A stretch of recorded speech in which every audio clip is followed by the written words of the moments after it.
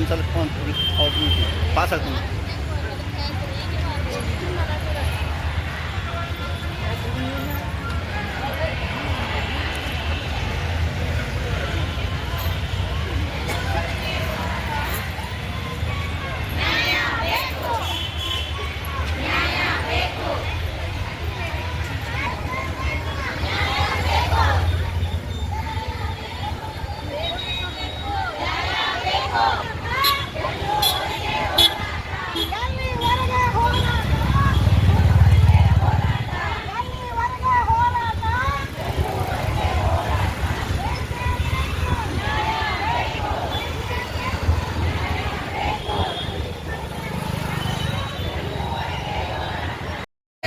ಯೋಜನೆಗಳಿಗೆ ಅನುದಾನ ಹೆಚ್ಚಿಗೆ ಕೊಡಲೇಬೇಕು. ಈ ದಿನ ನಡೆಯುವ ಅಖಿಲ ಭಾರತ ಮುಷ್ಕರ ಯಶಸ್ವಿಯಾಗಲಿ. ಬೇಕೇ ಬೇಕು. ಬೇಕೇ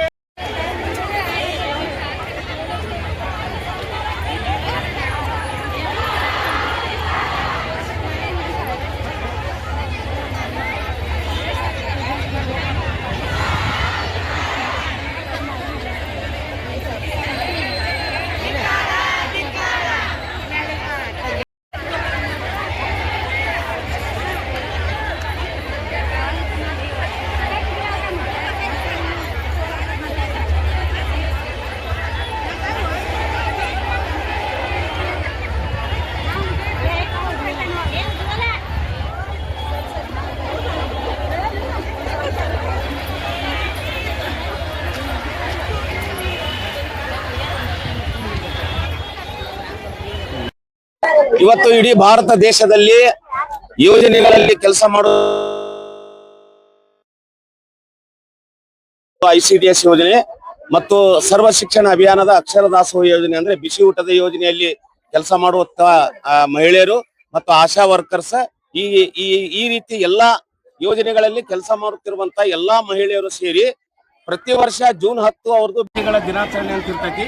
ಆದ್ರೆ ಈ ವರ್ಷ ನಾವು ಆ ಬೇಡಿಕೆಗಳ ದಿನಾಚರಣೆಯನ್ನ ಕಪ್ಪು ದಿನಾಚರಣೆಯಾಗಿ ಪರಿವರ್ತನೆ ಮಾಡಿ ಇವತ್ತ ಕಪ್ಪು ದಿನಾಚರಣೆಯನ್ನ ಆಚರಣೆ ಮಾಡ್ಸಕ್ತಿವಿ. ಯಾಕೆ ಕಪ್ಪು ದಿನಾಚರಣೆ ಮಾಡಕ್ತಿವಿ ಅಂತಂದ್ರೆ ಈ ಯೋಜನೆಗಳಿಗೆ ಕೊಡುವಂತ ಅನುದಾನವನ್ನ ಕೇಂದ್ರ ಸರ್ಕಾರ ಆಗ್ಲಿ ಅಥವಾ ರಾಜ್ಯ ಸರ್ಕಾರ ಆಗ್ಲಿ ಆ ಎರಡೂ ಸರ್ಕಾರಗಳು ಪ್ರತಿ ವರ್ಷ ಅನುದಾನವನ್ನ ಕಡಿತ ಮಾಡ್ಕೊತ ಬರಾಕ್ತಾರ.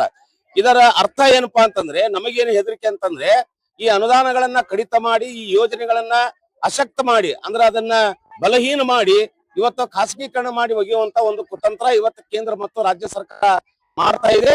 ಅದಕ್ಕೆ ಈ ಖಾಸಗೀಕರಣದ ನೀತಿಯನ್ನ ಕೈ ಬಿಡ್ಬೇಕನ್ನುವಂತ ನಿಟ್ಟಿನಲ್ಲಿ ನಾವು ಕಪ್ಪು ದಿನಾಚರಣೆಯನ್ನ ಆಗ್ತೀವಿ.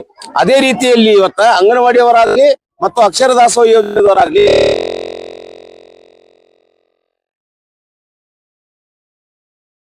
ಕೆಲಸಕ್ಕೆ ತಕ್ಕಂತೆ ಅಂದ್ರೆ ಶ್ರಮ ಇವತ್ತ ವೇತನ ಕೊಡ್ತಾ ಇಲ್ಲ. ಈಗಾಗಲೇ ಸುಪ್ರೀಂ ಕೋರ್ಟ್ ಸಮಾನ ಕೆಲಸಕ್ಕೆ ಸಮಾನ ವೇತನ ಅಂತ ಹೇಳಿ ಆದೇಶ ಮಾಡೈತಿ. ಯಾವ ರೀತಿ ಸಮಾನ ಕೆಲಸಕ್ಕೆ ಸಮಾನ ವೇತನ ಅಂತಂದ್ರೆ ಒಂದು ಹಾಸ್ಟೆಲ್ ನಲ್ಲಿ ಕೆಲಸ ಮಾಡುವಂತ ಅಡಿಗೆದಾರ ಏನಿದ್ದಾರೆ ಅವರಿಗೆ 12,000 ರಿಂದ 20,000 ರೂಪಾಯಿ ಪಗಾರ ಇದೆ. ಇವತ್ತ ಶಾಲೆಯಲ್ಲಿ ಬಿಸಿ ಅಡಿಗೆ ಮಾಡುವಂತವ್ರಿಗೆ ಕೇವಲ 4,600 ರೂಪಾಯಿ ಇದೆ. ಎಲ್ಲಿದೆ ಸಮಾನ ಕೆಲಸಕ್ಕೆ ಸಮಾನ ವೇತನ? ಅದಕ್ಕೆ ಸರ್ಕಾರದವರು ಅರ್ಥ ಮಾಡ್ಕೋಬೇಕು. ಸಮಾನ ಕೆಲಸಕ್ಕೆ ಸಮಾನ ವೇತನ ಸುಪ್ರೀಂ ಕೋರ್ಟ್ ಹೇಳತಂದ ಮೇಲೆ ಅದನ್ನು ಕೊಡ್ಲೇಬೇಕನ್ನುವಂತ ಒಂದು ಬೇಡಿಕೆ. ಮತ್ತು ಇತ್ತೀಚೆಗೆ FRS ಅಂತೇಳಿ ಅಂದ್ರೆ ಮುಖ ಪರಿಚಯವನ್ನ ಮಾಡಿಕೊಡ್ಬೇಕು, ಮಕ್ಕಳ ಮುಖ ಪರಿಚಯ ಮಾಡಿಕೊಡ್ಬೇಕನ್ನುವಂಥದ್ದು FRS ಅಂತೇಳಿ. ಅಂದ್ರೆ ಒಂದೊಂದು ಬಹಳಷ್ಟು ಗ್ರಾಮಗಳಲ್ಲಿ ಇವತ್ತು ಟವರ್ಗಳು ಇಲ್ಲದೆ ಇರುವುದರಿಂದ FRS ಅನ್ನ ಮಾಡ್ಲಿಕ್ಕೆ ಆಗ್ತಾ ಇಲ್ಲ. ಇದನ್ನೇ ಒಂದು ನೆಪ ಇಟ್ಕೊಂಡು ಅಧಿಕಾರಿಗಳು ಅವರಿಗೆ ನೋಟಿಸ್ ಕೊಟ್ಟು ಕೆಲಸದಿಂದ ವಜಾ ಮಾಡುವಂತ ಪ್ರಕರಣಗಳು ನಡೆಯಕತ್ತವು. ಇದು ನಿಲ್ಲಬೇಕು. ಇಲ್ಲ ಅಂದ್ರೆ ಏನು ವೈಫೈ ಅನ್ನ ಮಾಡಿ ಕೊಡಬೇಕು ಮತ್ತು 5G ಅನ್ನುವಂತ ಒಂದು ಮೊಬೈಲ್ ಗಳನ್ನ ಅವರಿಗೆ ಕೊಡಿಸ್ಬೇಕನ್ನುವಂತ ಒಂದು ಬೇಡಿಕೆ. ಮತ್ತು ಅಂಗನವಾಡಿ ನೌಕರರು ಮತ್ತು ಬಿಸಿ ಊಟದ ನೌಕರು ಏನಿದ್ದಾರೆ ಅವರಿಗೆ ಕನಿಷ್ಠ ವೇತನ ಶೆಡ್ಯೂಲ್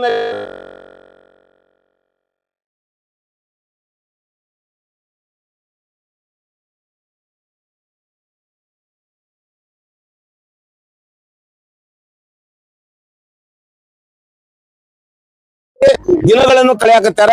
ಆದ್ರೆ ಯಾವುದೇ ರೀತಿಯಿಂದ ಸರ್ಕಾರ ಅವರಿಗೆ ಒಂದು ಕನಿಷ್ಠ ವೇತನ ನಿಗದಿ ಮಾಡಿಲ್ಲ. ಅವ್ರಿಗೆ ಕನಿಷ್ಠ ವೇತನ ನಿಗದಿ ಮಾಡಬೇಕು ಅಂತ ಹೇಳಿ ಬಿಸಿ ಊಟದ ಯೋಜನೆಯಲ್ಲಿ ಕೆಲಸ ಮಾಡುವಂತ ಬಡ ಮಹಿಳೆಯರು 26 ವರ್ಷದಿಂದ ಕೆಲಸ ಮಾಡಾಕ್ತಾರ. 300ರಿಂದ ಅವರು ಏನು ಕೆಲಸ ಚಾಲು ಮಾಡಿದ್ರು, ಹೋರಾಟ ಮಾಡಿ ಇವತ್ತು ಅವ್ರಿಗೆ 4,600 ಪೇಮೆಂಟ್ ಕೊಡಾಕ್ತಾರ ಸರ್ಕಾರದವರು.